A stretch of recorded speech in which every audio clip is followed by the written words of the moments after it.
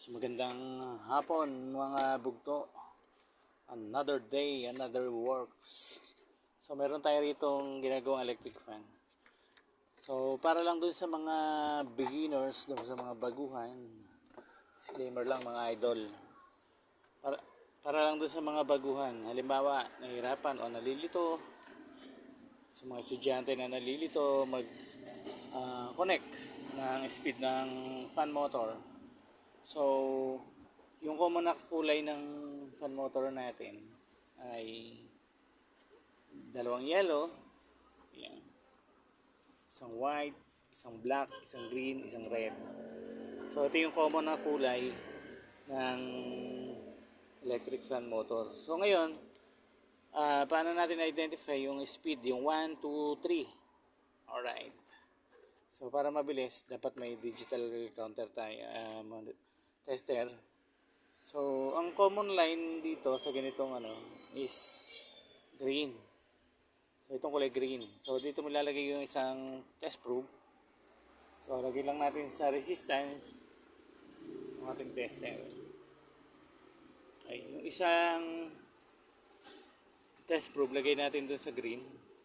Yan, nawawala yung video natin. So, ayan, nakalagay dun sa green. So, nakakonect sa green. Tapos yung isang test probe, kukonect natin dun sa tatlo. Yan. Ito yung speed.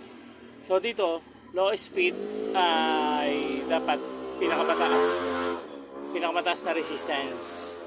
Yung low speed. Yung high speed, pinakamababang resistance. So, parang baliktad siya, no?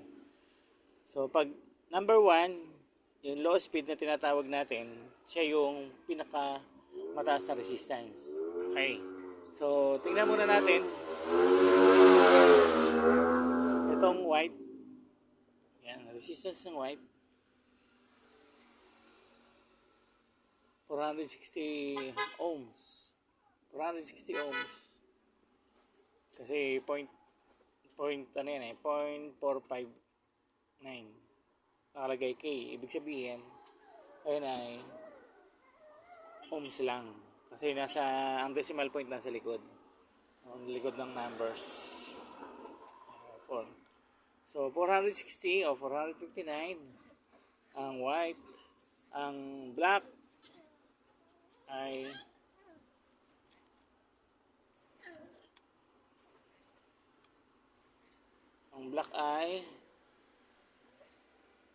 413. So 460, 413. Titingnan natin kung ang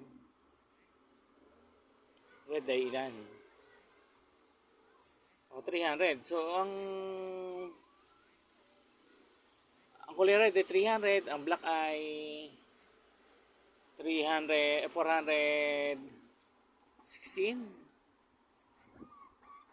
O 414 tapos 460, ibig sabihin 416, 309. So, ito yung pinakamataas, sumunod, at ito yung pinakamababa. Ayan, ito yung pinakamataas, ito yung sumunod sa mataas, ito yung pinakamababa. So, itong red ang high speed, itong black ang medium speed, ito ang low speed. So, yun lang mga idol. Ganun lang pag-identify ng speed ng fan motor. And then, itong dalawa, para sa capacitor yan. So, tandaan, ito ay disclaimer lang mga idol. Sa mga marunong, alam na nila yan. Doon lang din sa mga bagong natututo, bagong nag-aaral pa lang. Alright? Magandang tanghali. God bless mga bugto.